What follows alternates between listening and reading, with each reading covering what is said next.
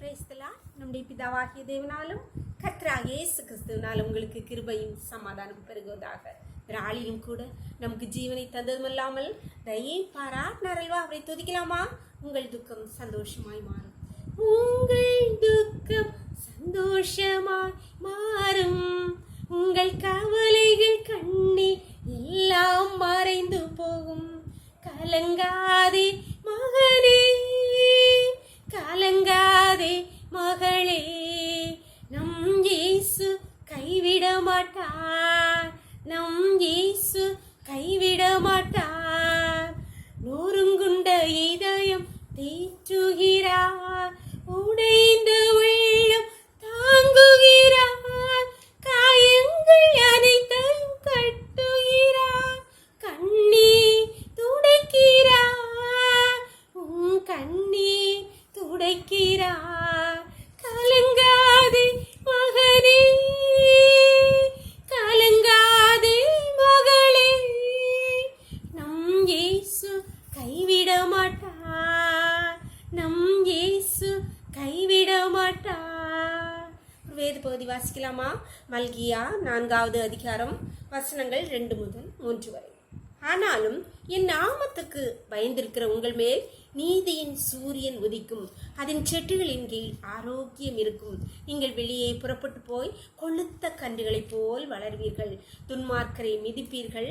நான் இதை செய்யும் நாளிலே அவர்கள் உங்கள் உள்ளங்கால்களின் மேலே சாம்பலாய் இருப்பார்கள் என்று சேனைகளின் கர்த்தர் சொல்கிறார். அன்பானவர்களே, கர்த்தராகிய ஆண்டவர் மல்கியா தீர்க்கதரிசியை கொண்டு சொல்கிறார், என் நாமத்துக்கு பயந்திருக்கிற உங்கள் மேல் நீதியின் சூரியன் உதிக்கும். அதனால நீங்க கொளுத்த கண்டுகளை போல் வளர்வீர்கள். நீங்க எதுக்காக பயந்து இருக்கிறீங்களோ அது உங்கள் காலின் கீழ் சாம்பல் இருக்கும் சொல்கிறார்.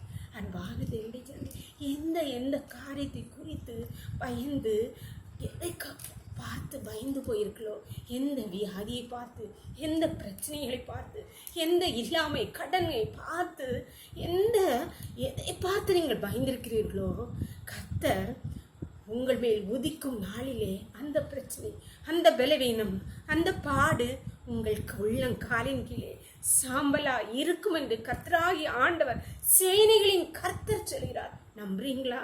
நம்புறீங்கன்னா நிச்சயமாக சுதந்திரக்குள் உங்கள் மேல் நீதியின் சூரியன் உதிக்கும். நீங்கள் கொளுத்த கன்றுகளைப் போல் வளர்வீர்கள். உங்கள் பிரச்சனைகள் எல்லாம் உங்கள் காலின் கீழே சாம்பலாயிருக்கும். விசுவாசத்தோடு ஜெபம் பண்ணலாமா?